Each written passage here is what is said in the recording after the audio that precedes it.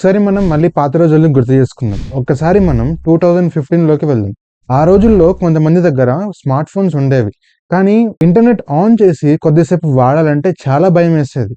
దాదాపు 1 GB data కోసం మనం రూ. 250 నుంచి రూ. 300 దాకా ఖర్చు చేసేవాళ్ళం. మన బటన్ ఫోన్స్ కి ఇంటర్నెట్ కనెక్షన్స్ ఉండేవి కదా. బై మిస్టేక్ లో తెలియని బటన్ ఏదో ఒకటి నొక్కినా కూడా కాలర్ ట్యూన్ అనేది తెలియకుండా ఆన్ అయిపోయి మన మెయిన్ బ్యాలెన్స్ కట్ అయిపోయేది. అది ఇంట్లో చెప్పాలంటే ఎంత భయమేసేదో. మీలో ఎవరికైనా సిచువేషన్ ఎదురైందా? కింద కామెంట్ సెక్షన్ లో ఎస్ అని చెప్పండి. కానీ ఈ రోజుల్లో అదే 1 జీబీ డేటా ఇప్పుడు మనం ఒక 1 అవర్ ఇన్స్టాగ్రామ్ యూజ్ చేసే చాలు ఖతమైపోతుంది. నెలలో కొన్ని వందల కొద్ది జీబీల డేటా వాడేస్తున్నాం. మనం హెచ్డి వీడియోస్ 4K వీడియోస్ ని స్ట్రీమ్ చేస్తున్నాం. చిన్న టీ కొట్టు నుంచి పెద్ద పెద్ద షాపింగ్ మాల్స్ వరకు ప్రతి దగ్గర యూపీఐ సిస్టమ్ ని వాడుతున్నాం. అసలు మన ఇండియన్ మార్కెట్ లో, ఈ టెలికాం మార్కెట్ లో ఇంత పెద్ద చేంజెస్ ఎలా వచ్చింది? మనం ఈ వీడియోలో రిలయన్స్ జియో మన ఇండియన్ మార్కెట్ లోకి ఎంటర్ అయ్యి మన ఇండియాని ఏ విధంగా డిజిటల్ ప్రపంచానికి తొందరగా పరిచయం చేసిందో, అండ్ అలాగే రిలయన్స్ జియో మార్కెట్ లో గట్టిగా స్థిరపడి వేరే కాంపిటీటర్స్ కి గట్టిగా ఒక తలకాయ నొప్పిలా మారిందో ప్రతి ఒక్కటి మనం డీటెయిల్ గా తెలుసుకోబోతున్నాం. వీడియోని స్కిప్ చేయకుండా లాస్ట్ వరకు చూడండి. అండ్ దానికంటే ముందు నేను మిమ్మల్ని సబ్స్క్రైబ్ చేయమని అడగను, లైక్ చేయమని అడగను, షేర్ చేయమని అడగను. జస్ట్ కామెంట్ సెక్షన్ లో ఒకటి చెప్పండి. నేను చెప్పేది మీకు అర్థమవుతుందా, అవ్వట్లేదా?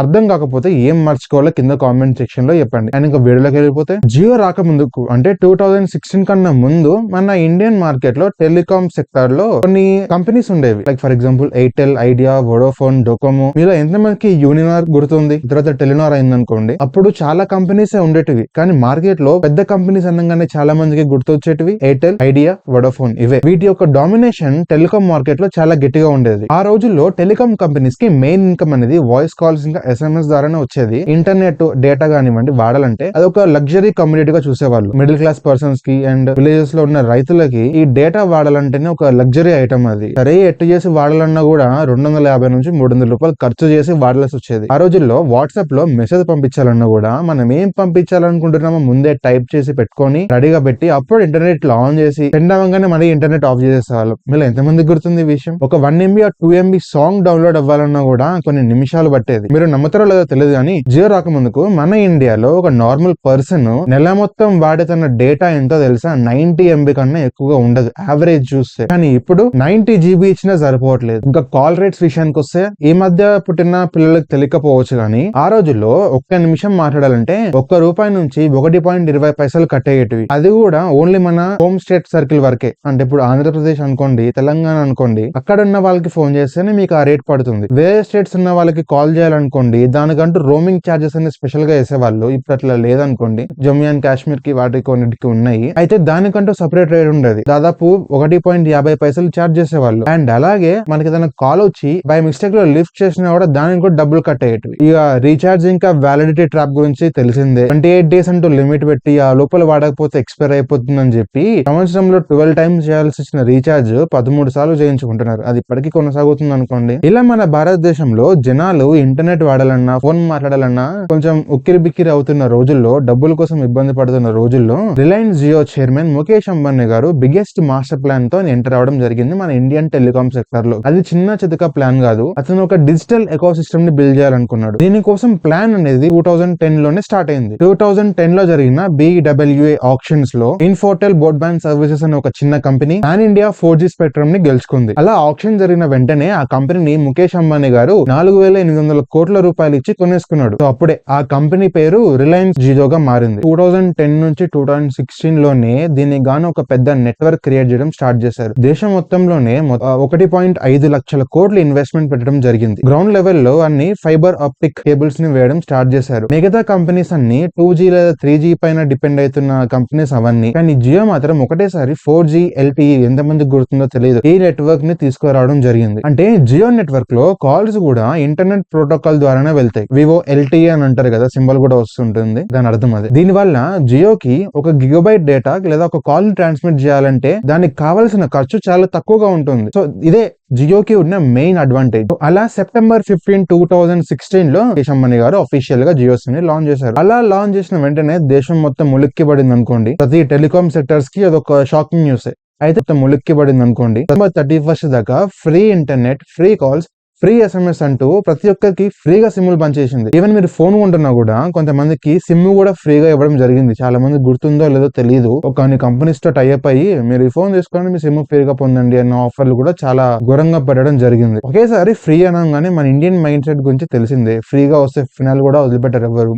అలాంటిది ఒక 4G ఇంటర్నెట్ స్పీడ్ ని ఆ రోజుల్లో పొందగలం అనుకుంటే ఎవరు సైలెంట్ గా ఉంటారు చెప్పండి. అసలు ఇది ఎవరు ఊహించలేరు. ఇండియాలో రిలయన్స్ జియో సిమ్ కోసం రిలయన్స్ స్టోర్ల ముందు కిలోమీటర్ల కొద్ది క్యూలలో నిలబడ్డారు. రికార్డ్ స్థాయిలో కేవలం 170 రోజుల్లోనే 10 కోట్లకు పైగా సబ్స్క్రైబర్స్ ని పొందింది. ఇది ప్రపంచంలోనే ఒక రికార్డ్. అతి తక్కువ సమయంలో 10 కోట్ల మంది యూజర్స్ ని తన వైపు లాక్కోవడం అంటే ఒక చిన్న విషయం కాదు. ప్రపంచంలో ఎక్కడ కూడా ఇంత ఫాస్ట్ గా 100 మిలియన్ల యూజర్స్ ని చేరుకున్న కంపెనీ ఏది లేదు. అది ఈ కంపెనీ ఒక్కటే ప్రస్తుతానికి. జియో వల్ల ఇండియాలో డేటా ప్రైజెస్ చాలా దారుణంగా పడిపోయినాయి. ఈ వెల్కమ్ ఆఫర్ అయిపోయిన తర్వాత అంటే ఈ ఫ్రీ పీరియడ్ అయిపోయిన తర్వాత జియో కూడా కొన్ని ప్రైజెస్ పెట్టి రీఛార్జ్ ప్లాన్స్ అయితే తీసుకురావడం జరిగింది. అందులో భాగంగానే కేవలం 10 రూపీస్ నుంచి 18 రూపీస్ లోనే 1 GB డేటాని తీసుకురావడం జరిగింది. ఇంతకు ముందు మనం 250 రూపీస్ నుంచి 300 రూపీస్ ఖర్చు చేసేవాళ్ళు అప్పటి కాలంలో. అలాంటిది సడన్ గా 10 రూపీస్ నుంచి 18 రూపీస్ లోపల ఖర్చు చేసే చాలు 1 GB డేటా వస్తుంది. ప్రపంచంలోనే సబ్బు కంటే తక్కువ ధరలో 1 GB డేటా వస్తుందని నిలిచిన దేశం ఏకైక దేశం ఇండియానే. ఆ టైంలో యూకే లో 1 GB డేటా దాదాపు $6.66 ఉండేది. యుఎస్ లో అయితే $12.37 ఏమో ఉండేది. కానీ ఇండియాలో మాత్రం $0.20 మాత్రమే, అందుకన్నా తక్కువ ఇంకా కూడా. సో ఇంత చీప్ గా దొరకడం వల్లనే మన ఇండియాలో ప్రతి ఒక్కరు డేటాని వాడడం చాలా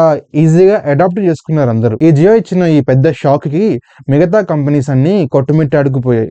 ఇప్పుడు జియోతో కాంపిటీషన్ లో బతకాలి, జియోతో కాంపిటేట్ అవ్వాలి అంటే వాళ్ళు కూడా 4G బ్యాండ్ ని బిల్డ్ చేయాలి, 4G నెట్వర్క్ ని బిల్డ్ చేసుకోవాలి. కానీ బిల్డ్ చేయాలంటే వాళ్ళ దగ్గర డబ్బులు లేవు. జనరేట్ చేద్దామంటే రెవెన్యూ మొత్తం పడిపోయింది జియో వల్ల. సరే ఏదో ఒకటి చేద్దామంటే ఆల్రెడీ ఉన్న అప్పులే ఇంకా కట్టలేదు, అవి ఎట్లా కట్టాలి. సో ఇవన్నీ తట్టుకోలేకే మన ఇండియన్ మార్కెట్ లో నుంచి చాలా కంపెనీస్ అనేవి కనుమరుగైపోయినాయి. మీలో ఎంతమందికి ఎన్ని కంపెనీస్ గుర్తున్నాయో చెప్పండి, కింద కామెంట్ సెక్షన్ లో చెప్పండి. సో ఈ ఘోరమైన కాంపిటీషన్ వల్ల ఈ టెలికాం కంపెనీస్ కి ఒక యావరేజ్ ఇన్కమ్ అనేది ఉంటుంది కదా మంత్లీ ఒక కస్టమర్ దగ్గర నుంచి. ఆ రెవెన్యూ అనేది, ఆ ఇన్కమ్ అనేది చాలా తక్కువగా పడింది. సో 2018 సెప్టెంబర్ నాటికి ఆ యావరేజ్ రెవెన్యూ పర్ యూజర్ అనేది ఎంత పడిపోయిందో తెలుసా? 57 రూపీస్ పడిపోయింది. అంటే కొన్ని కంపెనీస్ కి ఒక్క యూజర్ నుంచి నెలకి కేవలం 57 రూపీస్ మాత్రమే వచ్చేది. అంటే ఫర్ ఎగ్జాంపుల్ ఒక కంపెనీ ఉంది, ఆ కంపెనీకి ఇద్దరు కస్టమర్ ఉన్నారు అనుకుందాం. ఒకటి 100 రూపాయలు పెట్టి రీఛార్జ్ చేస్తాడు, ఇంకోటి రీఛార్జ్ చేయడు. సో ఇద్దరి మధ్య యావరేజ్ చేశారు అనుకో, ఒక పర్సన్ నుంచి ఒక కంపెనీకి వచ్చేది 50 రూపాయలు మాత్రమే. సో అలా యావరేజ్ తీస్తే 57 రూపీస్ మాత్రమే రెవెన్యూ జనరేట్ అయ్యేది ఒక కస్టమర్ దగ్గర నుంచి ఒక కంపెనీకి. సో ఇక బిజినెస్ లో బతకడం అనేది చాలా కష్టమైపోయింది. ఈ దెబ్బకి మార్కెట్ లో చాలా మంది జాబ్స్ కూడా పోయినాయి. ఒక రిపోర్ట్ ప్రకారం దాదాపు 150,000 మంది జాబ్స్ పోయినాయి అంట. సో ఇలా టెలికాం మార్కెట్ లో ఒక పెద్ద రక్తపాతమే చూసింది అండ్ చేసింది కూడా జియోని. ఇక ఆ దెబ్బకి తట్టుకొని నిలబడ్డ ఏకైక కంపెనీ, కాంపిటీషన్ ఇచ్చిన ఏకైక కంపెనీ ఎయిర్టెల్. అందరికి తెలిసిందే. అది అప్పుడు యాడ్స్ మామూలుగా వచ్చేవి కాదబ్బా, ఆ సాంగ్ కూడా ఇప్పటికి ఇంకా ప్లే అవుతూనే ఉంటుంది. ఆ అమ్మాయి ఎవరో గానీ ఎయిర్టెల్ కి పెద్ద బెనిఫిట్ ఆమె. కానీ ఎన్ని విషయాల్లో ఎయిర్టెల్ లో ప్రైస్ ఎక్కువ ఉంది అని మెచ్చుకున్నా కూడా ఎయిర్టెల్ యొక్క కవరేజ్ చాలా బాగుంటుంది అబ్బాయి. మీరు జియోతో కంపేర్ చేస్తే ఎయిర్టెల్ యొక్క కవరేజ్ బాగుంటుంది. జియోలో వచ్చేసరికి స్పీడ్ బాగుంటుంది కొన్ని ఏరియాస్ లో. మా ఏరియాలో జియో అంతగా రాదు. కానీ ఇలాంటి ఒక పెద్ద రక్తపాతం జరిగినప్పటికీ అది మన దేశానికి మంచి జరిగింది. అంటే కొన్ని కంపెనీస్ కుప్పకూలిపోయి కొన్ని నాశనం అయిపోయినాయి. అది విషయం పక్కన పెట్టినట్టయితే మన దేశానికి మాత్రం ఒక పెద్ద పాజిటివ్ సైన్ లా మారింది. ఈనాటికి మన దేశంలో 958 మిలియన్ యాక్టివ్ ఇంటర్నెట్ యూజర్స్ ఉన్నారు. ఇందులో 57% విలేజెస్ లో ఉన్న వాళ్ళే. ఈ జియో రాకముందుకు ఈ విలేజెస్ లో అన్ని విలేజెస్, ఇండియా మొత్తంలో ఉన్న విలేజెస్ ని యావరేజ్ తీస్తే కేవలం 12% మాత్రమే ఇంటర్నెట్ వాడేవాళ్ళు. అది ఇప్పుడు ఒక 100% లో వాళ్ళు దాదాపు 57% విలేజెస్ లో ఉన్న వాళ్ళే ఉన్నారు. సో ఇలా అతి తక్కువ రేట్ కి, చీప్ రేట్ కి డేటా తీసుకోవడం వల్ల మన ఇండియాలో ఒక కొత్త ఇన్నోవేషన్ అనాలో, రెవల్యూషన్ అనాలో దానికి నాంది పలికింది. అదే యూపీఐ సిస్టమ్. ఇవాళ మనం రోడ్ సైడ్ లో వెళ్తున్నా, మీరు కూరగాయలు కొన్నా కూడా రూపాయి, 2 రూపాయలు, 10 రూపాయలు పెట్టి కూరగాయలు కొన్నా కూడా మీరు ఫోన్ లో నుంచి డైరెక్ట్ క్యూఆర్ కోడ్ ని స్కాన్ చేసి మీ ఫోన్ పైన పేటిఎం వాడి వాళ్ళ అకౌంట్ లోకి 10 రూపాయలు ఈజీగా సెండ్ చేసే. రూపాయి ట్రాన్సాక్షన్ చేయాలన్నా కూడా నువ్వు ఫోన్ పేనే వాడుతున్నావు, ఐ మీన్ యూపీఐ సిస్టమ్ నే వాడుతున్నావు. సో అలా మొదటిది యూపీఐ సిస్టమ్ అయితే, రెండవది ఎంటర్టైన్మెంట్, ఓటీటీ ప్లాట్ఫామ్స్. ఎప్పుడైతే ఇంటర్నెట్ యూసెస్ బాగా పెరిగిందో ఓటీటీస్ కూడా ఇంట్రడ్యూస్ అయ్యాయి. నెట్ఫ్లిక్స్, అమెజాన్ కానివ్వండి, ఆహా కానివ్వండి, జీ5, ఇంకా వివిధవన్నీ. ఈ మధ్య కాలంలో కూడా మనం టీవీ చూస్తూ ఉంటాం కదా. ఫస్ట్ ఏంటంటే కేబుల్ వైర్స్ నుంచి వచ్చేటివి, అది యాంటీనాస్, తర్వాత కేబుల్ వైర్లు, దాని తర్వాత మళ్ళీ డిషెస్ పెట్టేవాళ్ళు. ఇప్పుడు ఏమైపోయిందంటే అవి కూడా అవసరం లేదు. డైరెక్ట్ మీ వైఫై ఉంటే ఆ వైఫై నుంచి కనెక్ట్ అయిపోతుంది. డిష్ కూడా అవసరం లేదు. డైరెక్ట్ ఇంటర్నెట్ తోనే మీకు టీవీ ఛానల్స్ కూడా వస్తున్నాయి అన్ని. ఎంతోమంది యూట్యూబ్ క్రియేటర్స్ కి దారి చూపించింది జియో రావడం వల్ల. సో ఇలా చాలా పాజిటివ్ సైన్స్ కూడా జరిగినాయి. అండ్ ఇంకోటి కూడా స్టార్ట్అప్ ఎకో సిస్టమ్.